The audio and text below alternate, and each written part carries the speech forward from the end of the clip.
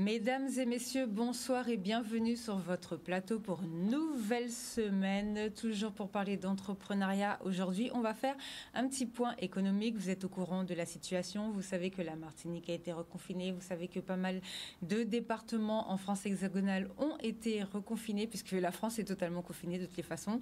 Donc, on va faire un point sur cette situation et surtout sur la situation économique de notre département. Mais avant de faire ce point, nous allons vous présenter le prompt que nous avons choisi pour vous cette semaine. Il s'agit d'une jeune femme, ça va s'afficher tout de suite, qui s'appelle Flora Labrana. Donc Flora est une jeune Guadeloupéenne bouillantaise, évidemment, qui s'est lancée dans l'aventure du commerce pour subvenir à ses besoins en complément de ses études et pour faciliter ses lettres d'anglais. Elle a réalisé que le poste d'animatrice commerciale qu'elle occupait lui apportait beaucoup de satisfaction personnelle et elle a donné des cours de Shakespeare dans la bonne humeur et c'est là qu'elle a commencé un petit peu puisqu'elle était en contrat en CDD puis ensuite elle est passée en CDI et c'est ce qui l'a poussée à devenir manager. Mais on lui avait indiqué qu'elle était trop jeune. Donc cette jeune femme à qui on a dit qu'elle était trop jeune a décidé, justement parce qu'on lui a dit qu'elle était trop jeune pour le faire, de réaliser un BTS de management des unités commerciales. Elle a ensuite fait une licence en responsable de développement commercial, puis un master européen management, commerce et entrepreneuriat. Et c'est ainsi que cette jeune femme a été faire de l'alternance dans les entreprises de luxe. Elle a travaillé avec des marques internationales et des grandes firmes que l'on connaît bien telles que Orange, Nobel Bicard, Caisse primaire d'assurance maladie. Et aujourd'hui, cette jeune demoiselle a décidé de se lancer et d'ouvrir sa propre entreprise. Donc elle est manager marketing communication et elle aide les entrepreneurs et je vous invite à vous rapprocher d'elle sur les réseaux sociaux. Vous allez voir que vous allez pouvoir faire tout ce qu'il faut, que ce soit dans la communication, dans le coaching, dans l'image et vraiment toute autre chose qui peut vous aider et dans votre vie professionnelle et dans votre vie personnelle. Donc elle fait aussi le coaching avec le mari, les enfants et tout ce qu'il faut. Donc c'est en présentation de cette jeune femme, de cette jeune entrepreneur que nous vous présentons la phrase de Tony Jazz qui nous a été envoyée cette semaine. Tony Jazz qu'on ne présente plus, vous savez que c'est le Guadeloupéen qui a participé à la campagne de Barack Obama et cette semaine il nous dit « Apprenez d'abord à vous connaître, embrassez vos faiblesses et acceptez-vous tel que vous êtes ». Et là, avec la crise économique que nous connaissons, il est très important que nous puissions connaître nos faiblesses afin de pouvoir les surmonter. Donc nous avons deux intervenants cet après-midi que vous connaissez assez bien. Hein. Donc déjà monsieur Willy Ramsamy avec qui on a mis en place tout le suivi du Covid-19 cette année. Et nous avons monsieur Ludovic de Gaillande qui est le directeur de la DIEC de Guadeloupe et qui est venu pour nous qui est venu pour nous faire un point sur la situation de nos départements et sur tout ce qui concerne le chômage partiel. Alors bonsoir messieurs. Merci d'être venu cet après-midi. Il n'y a pas de madame. Madame, comme je dis souvent, c'est ma maman. Vous pouvez m'appeler Sabine, il n'y a pas de problème. Alors, comment ça se passe dans notre département? Est-ce que vous pouvez nous faire un point de situation? Qui veut commencer? Allez-y, monsieur de Gaillard. Comme je sais que vous avez beaucoup de choses à dire en plus pour le chômage partiel. Oui, donc la situation en Guadeloupe sur la partie économique est évidemment toujours très tendue.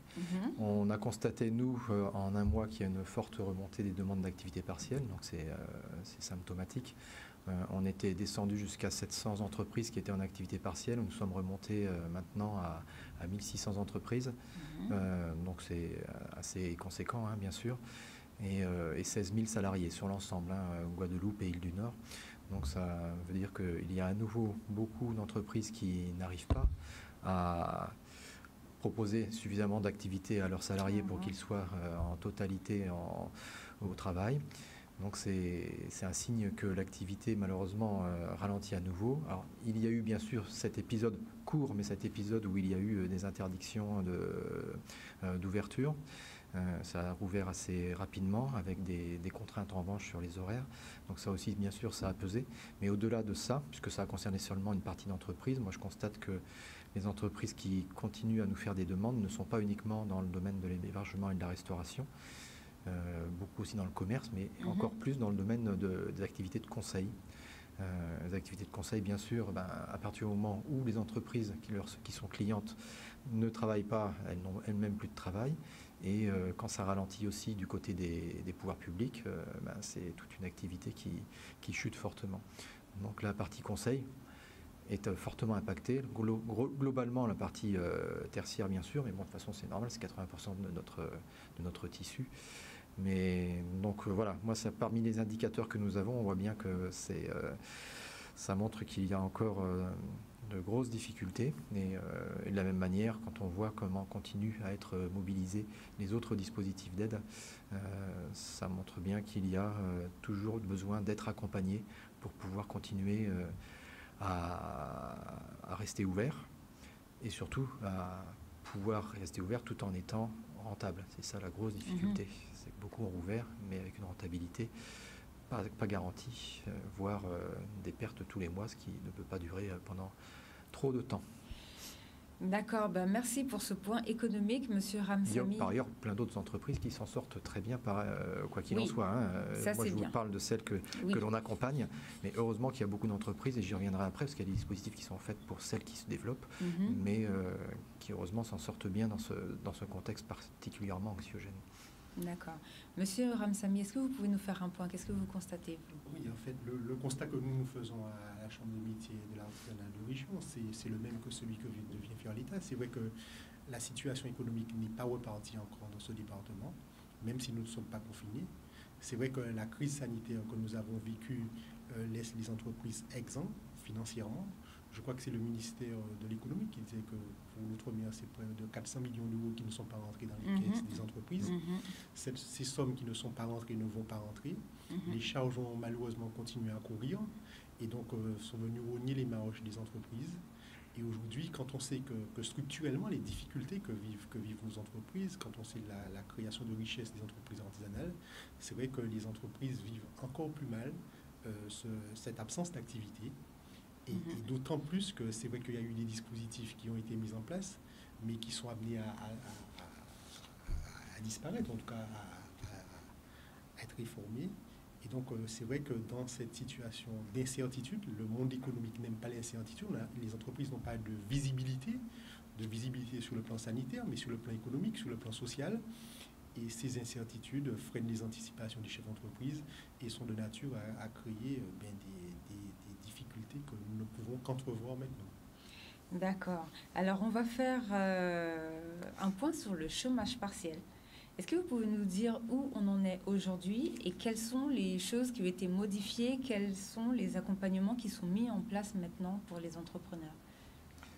Oui, effectivement, les derniers décrets sont sortis fin octobre, le 30 octobre, et donc ça vient stabiliser la situation qui était... on savait qu'il allait y avoir des changements. Le gouvernement a décidé de reporter les changements les plus durs au 1er janvier, donc je vais y revenir. Maintenant, on a une meilleure vision de ce que va être l'activité partielle pour les 2 mois qui viennent, le reste de cette année 2020, et à partir de 2021. Alors vous l'avez vu, vous le constatez, je dirais, quasiment toutes les semaines. Le gouvernement réagit très très vite sur les situations et avec des nouvelles mesures.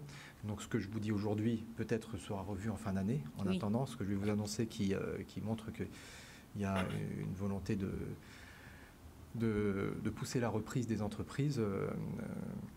Peut-être qu'il y aura encore du changement, je ne sais pas. Pour l'instant, on a bien sûr tout le monde alerté, le gouvernement et nos ministères sur les risques qu'il y a à partir de 2021, dans la mesure où la saison touristique ne sera pas au rendez-vous. Surtout le carnaval, on va en parler tout à l'heure. Noël, on aura peut-être perdu Noël. Et le carnaval, c'est une grosse manne financière quand même qui rentre dans le département. Donc on va en parler tout à l'heure. Oui. Donc, alors, les changements principaux sur l'activité partielle. Le principal changement porte, alors jusqu'à la fin de l'année, c'est maintien de ce qui existait depuis le mois de juin, c'est-à-dire 70% pour les entreprises qui sont dans les secteurs qu'on appelle protégés, je ne vais pas y revenir, tourisme, commerce, tourisme, sport, hébergement, culture. sport, culture, événementiel. Transport aérien. Et puis toutes les activités annexes à ces activités touristiques.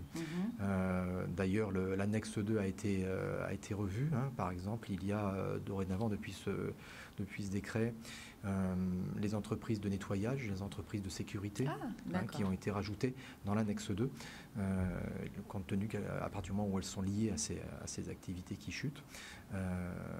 Donc voilà, et puis il y a eu une adaptation aussi pour les transports. C'était uniquement les bus, les cars et bus touristiques. Dorénavant, c'est le transport terrestre, avec une formulation que j'ai plus en tête, mais qui s'est élargie là aussi. Ça ne se limite pas au touristique, donc ça c'est très bien aussi pour les entreprises de transport qui vont pouvoir bénéficier de ce bonus entre guillemets jusqu'à la fin de l'année.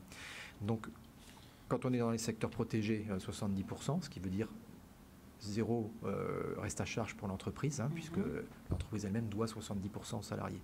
Donc si on prend en charge 70%, zéro reste à charge. Pour les entreprises qui ne sont pas dans les secteurs protégés, là en revanche c'est 60%, avec toujours la même indemnisation à verser aux salariés. Donc il y a un reste à charge pour l'entreprise qui est de 14,3% environ. Donc ça reste identique par rapport à ce que j'avais évoqué la dernière fois. Ça devait changer au 1er novembre, ça a été repoussé au 1er janvier compte tenu malheureusement des annonces de reconfinement qui ont été faites et de couvre-feu. Donc ça, c'est jusqu'au 31 décembre. Jusqu'au 31 décembre. À partir du 1er janvier, pour l'activité partielle de droit commun, le dispositif va fortement être modifié, puisque pour le salarié, ce sera une indemnisation qui va passer de 70 à 60% de sa rémunération brute, toujours plafonnée à 4,5 SMIC, et toujours aussi avec un plancher à 8,03 euros. Et donc l'allocation versée à l'entreprise, elle, va représenter dorénavant 36%. D'accord. Au lieu de 60% ou 70% selon les secteurs.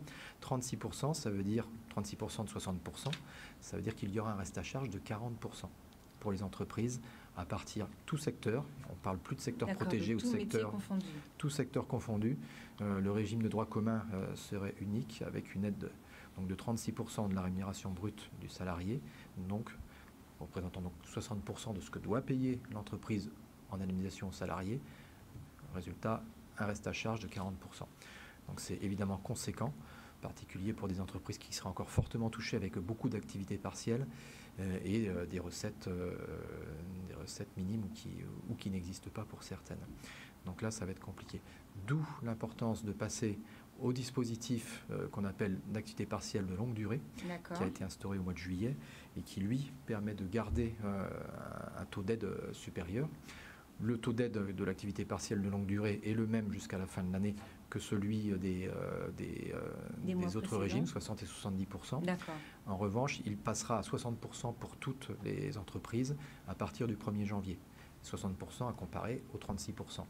Donc ça veut dire que pour l'activité partielle de longue durée, il y aura un reste à charge de 14,3%, tandis que ce sera 40%, comme je l'ai dit, pour l'activité partielle de droit commun.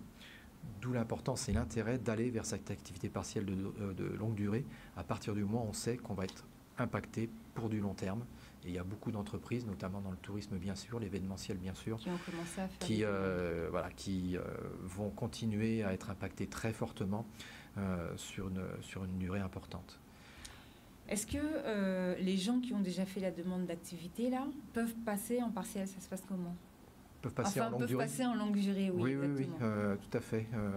D'ailleurs, les entreprises qui m'appellent, moi je les incite pas à se précipiter sur la longue durée. D'abord, la longue durée, il y a quand même certaines conditions à remplir.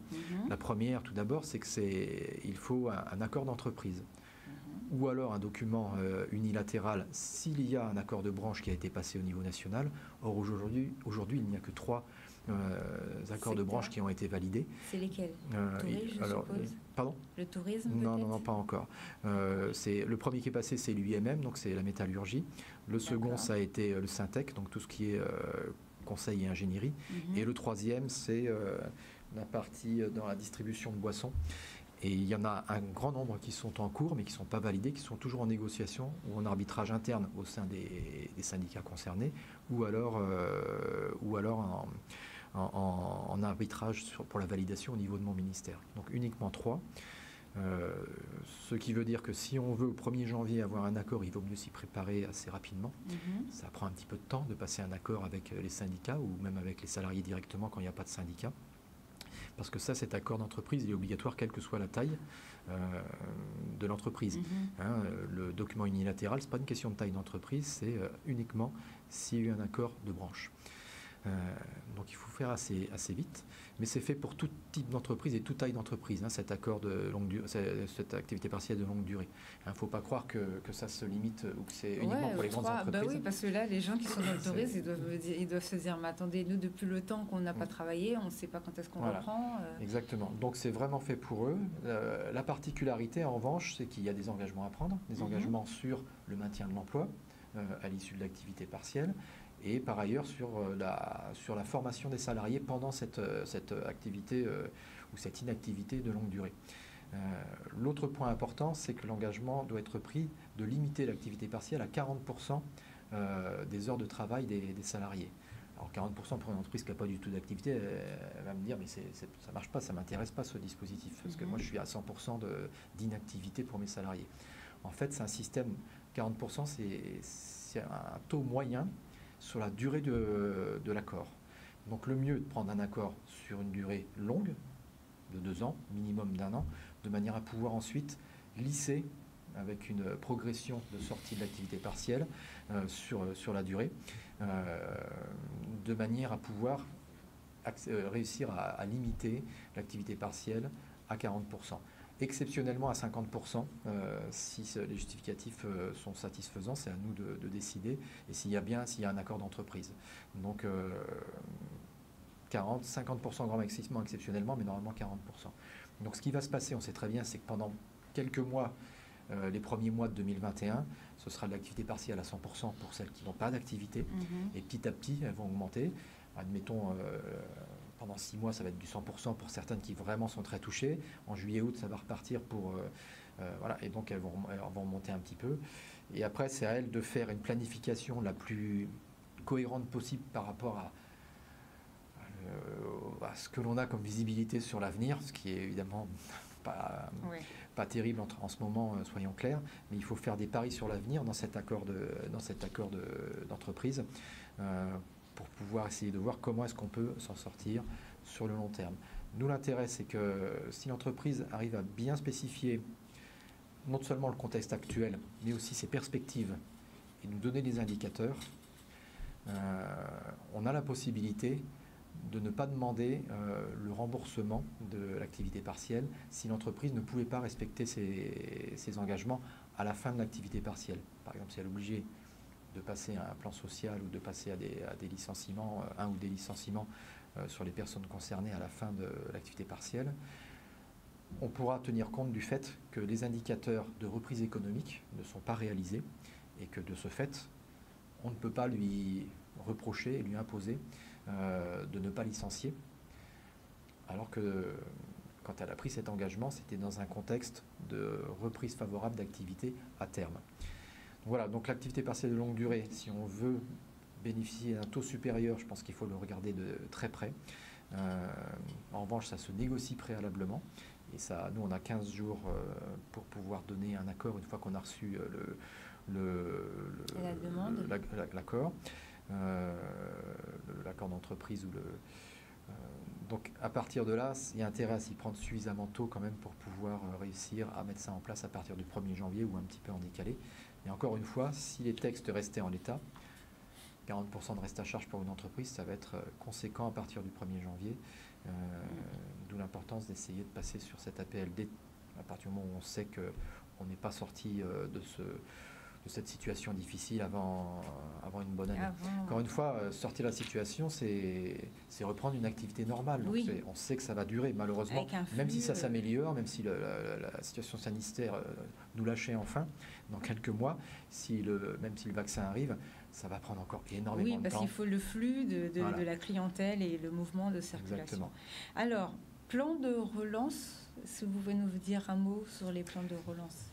Oui, alors je ferai une focale. Alors le plan de relance, il est très très large. Vous savez, il y a une centaine de mesures. Si on prend l'ensemble du plan de relance national, je ne vais pas passer tout ça en revue, il y aurait beaucoup trop de choses. En revanche, je voulais faire une focale sur le plan de relance au bénéfice des jeunes. Un jeune, une solution, qui a été lancé il y a un peu plus d'un mois par le gouvernement. Aujourd'hui, pendant que je suis ici, le préfet fait une réunion d'information avec le président du conseil régional sur ce sujet. On a la chance d'avoir une complémentarité entre les actions de l'État et les actions du conseil régional au bénéfice des jeunes. Les jeunes risquent d'être ceux qui vont payer le plus lourd tribut à la crise, dans la mesure où ils n'ont pas d'expérience, où ils sortent juste de leurs études, ils sont en train en plus de chercher leur voie, et ils se retrouvent avec un manque de débouchés assez terrible pour eux, dans une période dont ils n'identifient pas la durée. Donc il y a plusieurs mesures qui ont été mises en place depuis quelques mois. La première dont je voudrais parler, c'est l'alternance, les aides exceptionnelles au soutien de l'alternance. Ça, a priori, ça fonctionne bien. Alors on attend de voir les contrats signés quand même, mais quand on discute avec les CFA, il y a beaucoup de demandes, donc c'est une bonne chose.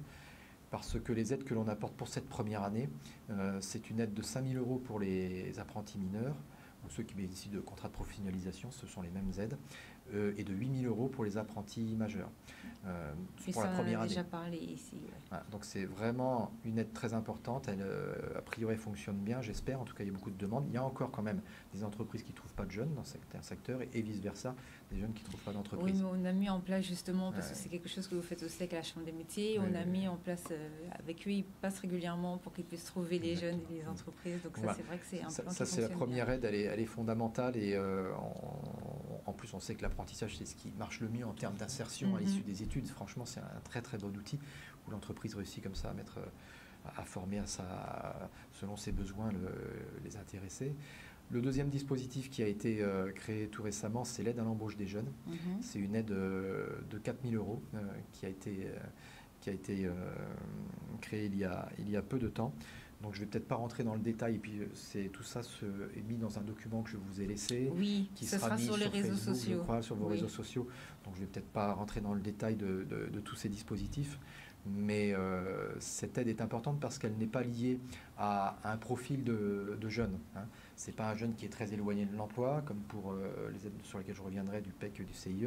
Ce n'est pas un jeune qui est résident dans un QPV, comme l'emploi franc plus, qui est le quatrième dispositif dont je parlerai.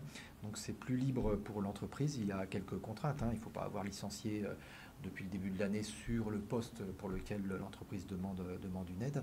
Mais après, ça ne peut pas être non plus... C'est une nouvelle embauche. Donc c'est pas pour quelqu'un qui est déjà dans l'entreprise en CDD et dont on continuera le CDD. En revanche, ça peut s'appliquer à des jeunes qui finissent leur contrat d'apprentissage. À la fin du contrat d'apprentissage, on veut le garder. Cette aide s'applique, donc c'est quand même particulièrement intéressant. Pareil pour les aides du type CIE ou CAE. À l'issue de ces aides de l'État, on peut passer à cette aide-là.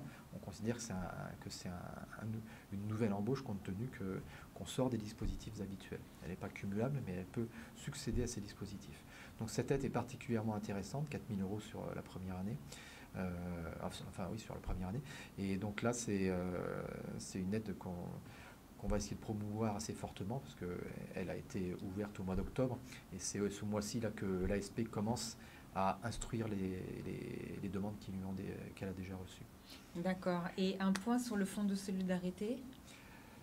Oui, alors je voulais juste parler si vous voulez bien, de 3 autres dispositifs, mais très vite. Il y en a un, c'est le PEC, c'est le parcours emploi compétences, qui est pour le secteur non marchand. Donc pour ce qui concerne les entreprises et pour les associations, qui sont elles-mêmes des entreprises d'une nature particulière. Donc là, on a monté le taux d'aide à 65% au lieu de 55%. Donc c'est important, c'est un outil fort aussi pour les jeunes. Et le CIE, lui, c'est pour le secteur marchand qu'il est mis en œuvre, et on a monté le taux d'aide de 32% à 47%. C'est bien. Donc là aussi, c'est particulièrement incitatif. Pour l'instant, il n'y a pas un engouement majeur parce que le contexte ne favorise pas les embauches avec, comme le disait Willy, un manque de visibilité. On sait, quand on n'a pas de visibilité, on n'embauche pas. C'est pour ça qu'on met en place toutes ces aides. C'est pour essayer de faciliter, propulser, faciliter et puis minimiser les coûts pour l'entreprise. Dernier dispositif, et puis je m'arrêterai là, mais sur les aides au recrutement, c'est important. C'est vraiment pour nous un axe majeur du plan de soutien pour les jeunes. C'est l'emploi franc plus, qui lui aussi a été revu. L'emploi franc existe déjà depuis 2018 pour les jeunes, pour les personnes qui sont issues des quartiers de politique de la ville. N'importe quelle entreprise, même si elle n'est pas en quartier de politique de la ville, peut en bénéficier, mais la personne doit en être issue. Donc pour les jeunes, on va passer à 2 000 euros de plus, donc de 15 000 à 17 000 euros pour les CDI, et de 3 000 euros de plus pour les CDD. On va passer de 5 000 à 8 000 euros d'aide. Donc vous voyez, c'est là aussi incitatif et assez conséquent pour essayer de favoriser l'intégration des jeunes qui sortent de leurs études. D'accord. Le fonds de solidarité. Alors, fonds de solidarité, lui aussi, il y a eu des changements. Alors, c'est pas ma spécialité, le fonds de solidarité. Donc, je ne vais pas vous faire un cours là-dessus. Les textes ont été, là aussi, fortement changés depuis les annonces de confinement. Alors, la Guadeloupe n'étant pas dans la zone de couvre-feu telle qu'elle a été définie, ce sont des types d'aides différentes qui s'appliquent pour nous. Notamment jusqu'à 70% de perte de chiffre d'affaires, c'est l'aide de 1 500 € qui va s'appliquer pour les entreprises. Au-delà de 70%, effectivement, là on aura une aide qui peut aller jusqu'à 10 000 €, qui va être maintenue pour les entreprises fortement impactées. Donc on va jusqu'à 50 salariés dorénavant, donc c'est quand même on a remonté encore le niveau le profil des entreprises qui peuvent en bénéficier. Je vous le fais très très ramasser parce qu'il y a énormément de cas de figure en fonction si on appartient à l'annexe 1 ou à l'annexe 2, ce que j'évoquais tout à l'heure, des entreprises protégées, en fonction de zonage, en fonction d'entreprises qui sont arrêtées ou pas arrêtées, parce qu'il y a quand même chez nous des entreprises qui sont arrêtées, même si on n'est pas en couvre-feu, en confinement. On a bien sûr les bars, on a bien sûr les discothèques qui continuent à être aidées avec ce dispositif-là et qui, elles, chez nous, indépendamment des pertes de chiffre d'affaires, sont systématiquement, bénéficient plus facilement de ces dispositifs. Les 10 000 €, c'est des plafonds, c'est en fonction de, grosso modo, c'est 333 € par jour, ce qui donne à peu près 10 000 € sur le mois. Et c'est un plafond qui est en fonction du chiffre d'affaires qui a été perdu. Voilà, donc il y a un renforcement. On ne sait pas, on vit au jour le jour malheureusement avec ce Covid et en fonction des baisses ou des augmentations de sa diffusion. Pour l'instant, on n'est pas impacté comme la Martinique et l'Hexagone par les fermetures forcées. Cependant, on a tout à fait conscience que fermeture ou pas fermeture, il y a des activités qui ne marchent pas du tout. Et malheureusement, elles sont totalement à l'arrêt sans qu'on ait besoin de leur faire un arrêté de fermeture. Donc ça, pour ces entreprises-là, c'est très compliqué. Mais quand on cumule tous ces dispositifs, l'activité partielle, le fonds de solidarité, le prêt garanti par l'État, c'est les trois plus gros, mais il y en a d'autres aussi, les dispositifs de moratoire ou d'exonération de charges qu'il y a eu pendant la période de confinement total, ce sont autant de mesures qui permettent aux entreprises aujourd'hui de passer le cap. Si la situation devait perdurer, c'est évident que ça deviendra compliqué pour celles qui ne retrouveraient pas un niveau d'activité suffisant pour atteindre leur point de rentabilité. Aujourd'hui, la majorité des entreprises n'ont pas ce point de rentabilité, ce niveau de chiffre d'affaires. Donc voilà, le fonds de solidarité renforcé, lui aussi, maintenu, renouvelé jusqu'à la fin de l'année, avec des dispositions qui s'arrêtent pour certaines à la fin du mois de novembre, pour d'autres continuent jusqu'à la fin de l'année. Mais là, il faudra un petit peu plus de temps pour pouvoir rentrer dans ce détail-là. Mais tout est très bien expliqué sur les différents sites. Dans mon document, j'ai rappelé les sites qui existent. Il y a en plus le guichet unique auquel contribue la Chambre des métiers, même si la porte d'entrée, c'est la CCI. C'est un travail collectif, la CCI et la porte d'entrée. Elle apporte une partie logistique. En revanche, ça se travaille avec l'ensemble des partenaires, et notamment évidemment les autres chambres. Donc là, il faut s'adresser dès qu'on a des difficultés qu'on considère difficiles ou qu'on n'arrive pas à avoir de réponse, y compris pour nous. En général, on est appelé directement par les entreprises où on nous écrit, mais on peut aussi passer par le guichet unique si on souhaite, pour pouvoir après venir nous solliciter et solliciter tous les acteurs qui mettent en œuvre ces différentes mesures. Et par ailleurs, il y a un numéro, celui-là je ne le connais pas par cœur, ce qui est tout récent, il a été lancé début du mois, Il y a un numéro au niveau national qui est donc ouvert puisqu'on est en décalage de 8h à 11h, derrière lequel il y a à la fois des personnes des finances et des personnes de la COS, donc de la sécurité sociale. C'est le 08 06 000 245. Et là, il y a des personnes très compétentes qui sont là pour faire une information de premier niveau, bien orientée. On ne traite pas les dossiers individuels. C'est pas j'ai un problème de tel type, comment le régler. C'est de l'information qui permet de bien identifier et comprendre si on est éligible à tel ou tel dispositif. D'accord. Ça, c'est très complémentaire, du guichet unique. Voilà. On vous mettra le numéro sur les réseaux sociaux. Est-ce que vous pouvez nous faire un point au niveau de la Chambre des métiers et de l'artisanat sur les différents dispositifs d'accompagnement que vous avez mis en place? Oui, justement, parce que vous parliez à l'instant du plan de relance. La Chambre de métiers, depuis le 11 juin, a présenté à l'État et au service de la collectivité régionale un plan de relance pour l'artisanat. Alors, c'est vrai que les mesures dont vient de parler M. de Galland, Ludovic, étaient nécessaires pour parer à l'urgence. Mais c'est vrai qu'aujourd'hui, on voit leurs limites, notamment sur le fonds de solidarité. Surtout parce que les emplois concernés et tout, c'est pas forcément ce que c'est vrai qu'elles étaient bienvenues. En tout cas, ces dispositifs étaient bienvenus, ces aides étaient bienvenues. Mais lorsqu'on entend que même lorsque le taux maximal d'aide sur le fonds de solidarité est de 333 € par jour, c'est vrai que pour les entreprises qui ont des frais fixes, des coûts de gestion, c'est beaucoup plus. Et donc, nous avons présenté notre plan de relance avec plusieurs piliers, des mesures fiscales et sociales, des mesures financières et des mesures économiques, notamment d'accompagnement. Et je voulais revenir sur ce que nous considérons comme une mesure qui, dans le contexte actuel, dans le contexte où les entreprises ont été amenées à fermer, suite à la demande de l'État, l'annulation des charges, qui est une demande relayée par la quasi-totalité des fédérations et des confédérations locales et nationales. Parce que c'est certainement peut-être l'élément déclencheur ou le dispositif qui pourrait être le plus pérenne, en tout cas dans le contexte, sur une période nous le demandons pour l'année 2020 et l'année 2021. Et à côté de ça, c'est vrai que nous l'avons dit, ces dispositifs seuls ne suffisent pas. Les entreprises, et singulièrement les entreprises artisanales, qui sont des entreprises humaines, à taille humaine et souvent avec une seule personne, le chef d'entreprise, ont besoin de dispositifs d'accompagnement, ont besoin de connaître les dispositifs qui existent aujourd'hui, parce que nous le constatons aujourd'hui. Malheureusement, certaines n'en ont pas la pleine connaissance aujourd'hui, ou lorsqu'elles rencontrent des difficultés et ne savent pas vers qui se tourner. M. de Galland a parlé à l'instant du guichet unique. Nous sommes partie prenante du guichet unique, mais nous faisons un travail de médiation et d'intermédiation auprès des artisans et de leurs partenaires, auprès de l'ADIEC. Lorsque un artisan, comme ça nous est arrivé récemment, a des difficultés, n'a pas reçu le paiement de son chômage partiel, il y a une recherche de solutions. Souvent, il s'agit simplement de petits blocages qui peut se régler par la discussion, par l'intermédiation, par le contact des partenaires. Nous faisons ce travail. Nous avons accompagné sur les entreprises en difficulté post-Covid presque 2000 entreprises. C'est significatif sur les 17 000 entreprises artisanales de Guadeloupe.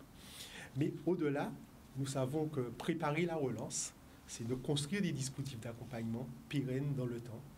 Et c'est en ce sens que pour faire face à la crise et aux demandes du monde entrepreneurial, nous avons réfléchi, réorienté nos dispositifs et singulièrement autour de deux principaux dispositifs que nous lançons ce mois-ci, qui est le DARET, le dispositif d'accompagnement renforcé des entreprises en difficulté, où on porte une solution, en tout cas un appui dans le temps qui peut aller jusqu'à 8 mois aux entreprises pour leur permettre certes de passer la crise, mais de se restructurer, de réorganiser les entreprises, puisque la crise a été aussi révélatrice d'un certain nombre je ne veux pas dire de dysfonctionnements, mais de points à améliorer dans nos entreprises et qu'il convient fortement d'améliorer.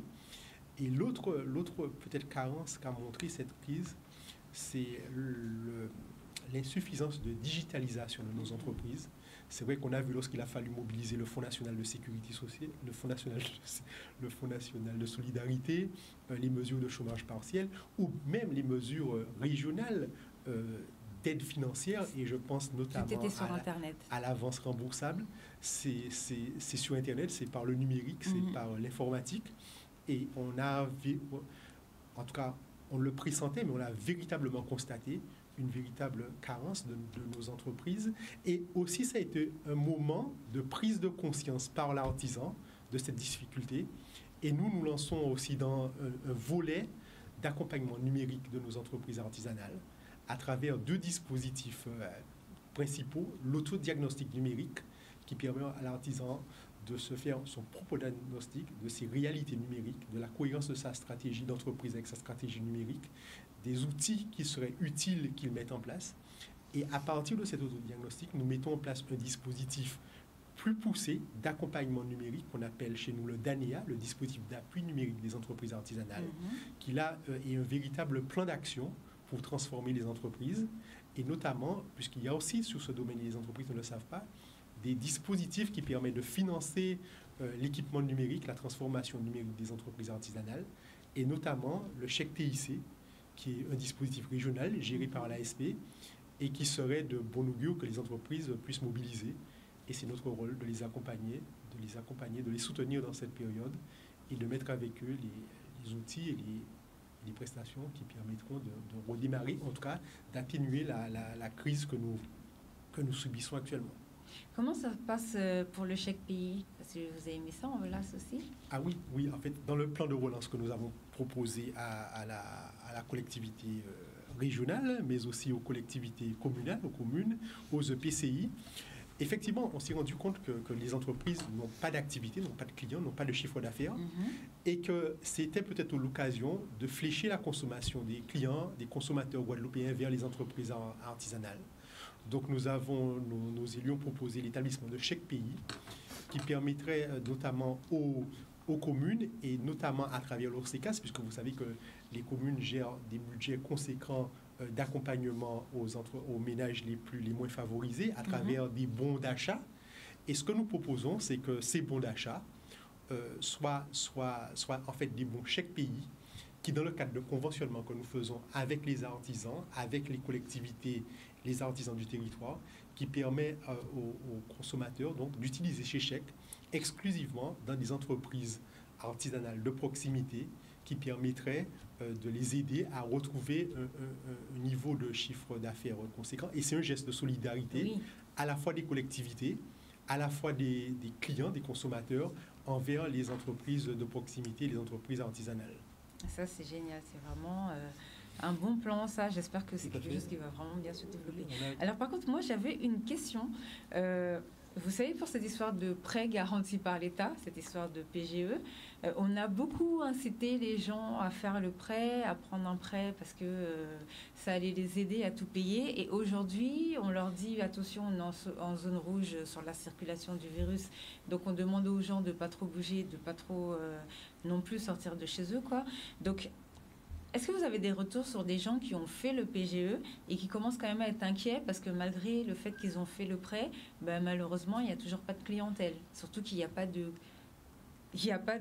touristes en ce moment. Noël, on sait très bien que la période ne va pas redémarrer, comme vous disiez tout à l'heure, comme ça, un coup de main, un claquement de doigts.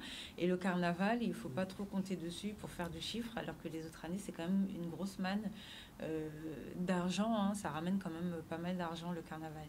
Donc, est-ce que vous avez des retours par rapport à ce fameux prêt? En tout cas, oui, clairement.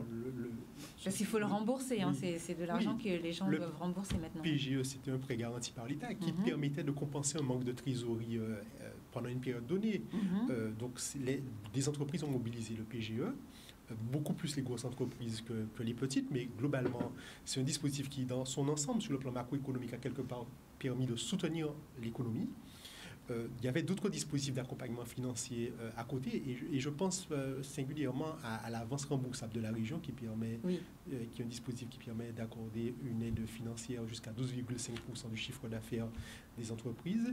Alors, l'intérêt de ces dispositifs, c'est que la crise ne s'éternise pas, puisque c'est un prêt clairement de trésorerie, et donc de passer le cap difficile, de pouvoir rembourser avec l'activité générée ultérieurement. Mais c'est vrai que je le disais à l'instant, quand on n'a pas de visibilité, lorsqu'il y a un doute sur les fêtes de fin d'année ou le carnaval, lorsqu'on sait que, par exemple, les fêtes d'année, c'est un temps où les entreprises artisanales de l'alimentation, des services, je pense aux boulangers, aux pâtissiers, font l'essentiel de leur chiffre d'affaires sur l'année. Si cette période est compromise, forcément, la crise sera plus... Mais du coup, qu'est-ce qui va se passer? Est-ce que l'État va voir que ça s'éternise et du coup qu'elle va changer les conditions? Il y a déjà eu des conditions de changer. Elles ont été annoncées. Le ministre de l'économie a déjà annoncé tout d'abord une année de plus de report de démarrage du remboursement et un allongement de la durée de ces 5 ans, c'est ça, voilà, je crois. Exactement. Donc ça, c'est pas mal déjà. De ce côté-là, ça permet, on sait que malheureusement, c'est pour tenir compte du fait que ça ne va pas redémarrer suffisamment vite. Est-ce que c'est valable aussi pour nous en Guadeloupe, pour les gens qui ont fait le PGE? Oui, je n'ai pas connaissance que ce soit limité à ceux qui sont en zone de couvre-feu. Ou de confinement. De la même manière, ce qui a été annoncé aussi en début de mois, enfin tout récemment, c'est que l'État mettrait en place aussi des prêts directs, ce qui est une nouveauté, ce qu'il n'y en avait pas jusqu'ici. Oui. Prêts directs de 10 000 € pour les entreprises de moins de 10, jusqu'à 50 000 € pour les entreprises de jusqu'à 50 personnes, si je ne dis pas de bêtises. Et ça, c'est pour les entreprises qui n'ont pas réussi à avoir accès aux différentes aides, il me semble. Oui, enfin, on n'en connaît pas encore. Pour l'instant, le texte n'est pas sorti sur les modalités d'application de ce nouveau texte, parce qu'effectivement, il y a déjà des dispositifs qui existaient, qui étaient sous condition de ne pas avoir pu mobiliser le PGE ou de ne pas pouvoir pu mobiliser les autres dispositifs, notamment des systèmes d'avance remboursable donc ça, c'est des outils qui existaient déjà. Et là, moi, ce que j'entends, c'est que ça va être un nouveau dispositif dont on n'a pas encore la teneur dans le détail, qui permettra de faire du prêt direct par l'État. Donc, alors l'État sûrement BPI, enfin je ne sais pas encore qui va être l'opérateur, mais en général c'est BPI, l'opérateur de l'État quand il s'agit d'aide directe aux entreprises. Mais parce que juste ici, on parlait bien effectivement de garantie principalement sur les différents dispositifs ou d'avance remboursable. Donc là, ça va venir compléter la palette d'accompagnement des entreprises. Et on verra s'il y a d'autres dispositifs qui sont précisés dans les mois qui viennent. Mais pour l'instant, ce sont les premières mesures qui ont été annoncées suite immédiate aux annonces de confinement. D'accord. Est-ce que vous voulez rajouter quelque chose? Non, c'est bon? Est-ce que vous voulez rajouter peut-être un petit détail? Il y a tellement de trucs à dire que si on commence sur un sujet, là c'est bientôt fini. Juste une chose sur l'activité partielle que j'ai pas dite, c'est important, c'est plus en termes de facilité et de bonne compréhension par les chefs d'entreprise ou les comptables, c'est que aujourd'hui on n'autorise plus qu'un mois de rétroactivité sur la demande. D'accord. C'est pas systématique d'ailleurs. Vous le dites. Voilà, c'est pas systématique. Normalement, la demande se fait avant. Oui. Avant un renouvellement, avant la date de renouvellement, avant la date de la nouvelle demande.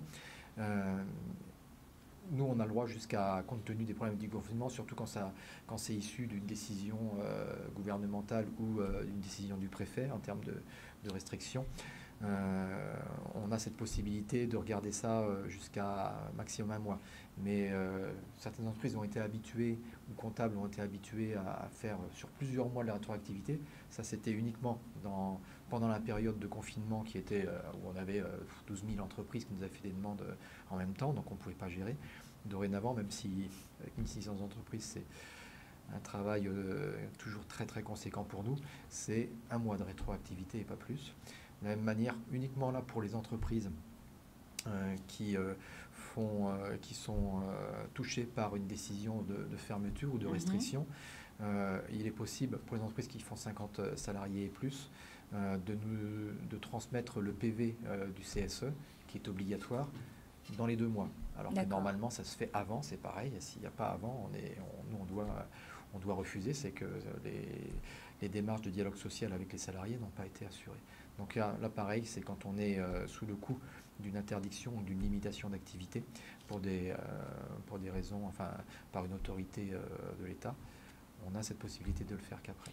D'accord, alors j'ai une question qui me vient rapidement parce que c'est la dernière, on est arrivé sur le temps. Les charges qu'il faut payer là, le 5 et le 15 novembre, il me semble. Est-ce que nous, en Guadeloupe, les entrepreneurs doivent les payer ou pas? Ou est-ce qu'ils ont des reports, droit à un report sur ces charges-là, ça? Moi, j'ai reçu le document qui dit qu'on a le droit. Donc, on m'a même envoyé le document type que doit remplir l'entreprise. Donc, ça se passe comment? Ils doivent faire c'est en ligne? Comment ça se passe pour la demande? Tout à fait, exactement. Mais moi, ce que je les invite aussi, c'est à se rapprocher de la Chambre des métiers. Parce que c'est vrai que, vous l'évoquez à l'instant, nous faisons un certain nombre de visites d'entreprise. Et trop souvent, on rencontre encore des chefs d'entreprise qui ne savent pas vers qui se tourner. Il y a des dispositifs d'information. Il y a le guichet unique dont parlait Ludovic. Mais moi, j'invite tous ceux qui ont une question, tous ceux qui ne savent pas vers qui se tourner, tous ceux qui ne savent pas comment remplir tel ou tel formulaire ou de quelle aide bénéficier ou pas, à avoir le réflexe Chambre de métier, à nous consulter soit sur notre Facebook, soit éventuellement un numéro de standard 05 90 80 86 73. Et un chargé de développement économique de la Chambre, un conseiller, les accompagnera dans le cadre des aides, de la mobilisation des aides, ou sur toute autre question liée à la vie de leur entreprise. Voilà, donc en ce moment, il y a des charges à payer. Donc, il y a eu celle il y a quelques jours et celle qui arrive bientôt. Donc, rapprochez-vous de la Chambre des métiers ou bien de la CCI en fonction de... Oui, du consulaire. Voilà, exactement. La chambre de la Chambre de l'agriculture. Exactement. Tout à fait, exactement. Voilà. Exactement. Donc, vous rapprochez de votre chambre et comme ça, vous aurez les informations et faites-le rapidement puisqu'on est justement dans la période où il y a des charges à payer. D'ailleurs, c'est pour ça que vous êtes venu aujourd'hui Normalement, il y a eu un courrier qui a été fait à toutes les entreprises par la Sécurité sociale. Les libéraux, c'est automatique. En revanche, pour les autres, c'est une démarche volontariste. Très bien, très bien. Merci d'être venus, messieurs, pour nous faire un point sur cette situation. Merci à vous de nous avoir suivis. À lundi prochain, on va revenir en plateau un petit peu, ça va être un petit peu plus soft, on va revenir en plateau avec des entrepreneurs, puisque comme vous le savez, il y a des entrepreneurs qui reconstruisent encore, heureusement, et qui refont, qui rouvrent des sociétés. Donc, bon courage à tous en tout cas, et n'oubliez pas de sortir avec votre masque, toujours sorti couvert. Pareil pour les enfants. Maintenant, on a vu que même les enfants doivent être masqués pour aller en cours. Bonne semaine à tous en tout cas et merci de nous avoir suivis. À la semaine prochaine. Au revoir messieurs. Au revoir madame. Au revoir à tous. Au revoir Sabine.